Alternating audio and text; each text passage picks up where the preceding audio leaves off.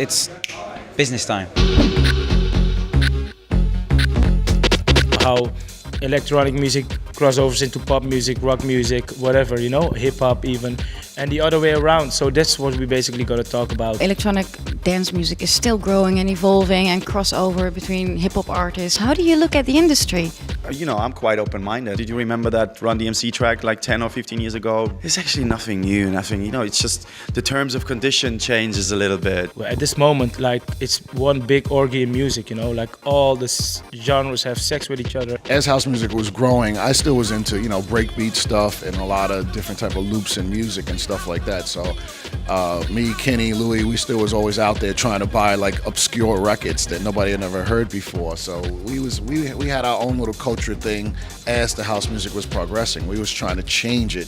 First, most important thing is that there's nothing to be afraid of in vocals in house or electronic music, which can be funky or pop or rocky or whatever. Try to keep it musical, try to keep it funky, we try to keep it noisy, we try to do a little bit of everything, The other side of things where dubstep comes from, like drum and bass and garage and everything like that. You remixed all the big stars from Rolling Stones to Michael Jackson to Annie Lennox. What is your goal? Now it's just, staying current, just mixing the old with the new. Some pop weird side and some dark underground side, that's what I'm happy about doing. That's some dark ass shit. People and kids, keep on creating new sounds in their basements or in their studios. So to me, it's all good. So you will keep producing?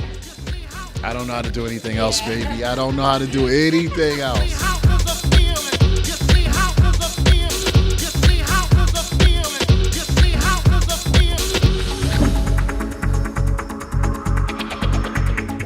Like to label DJs these days, huh?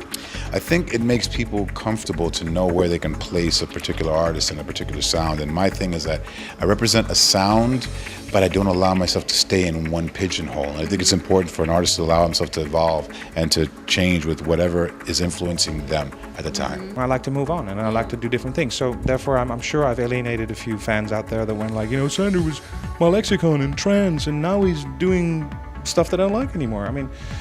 But I think the only way to move forward is to sometimes just go out there and go you know what, I'm going to go in a different direction. People in that kind of business always need something to talk about.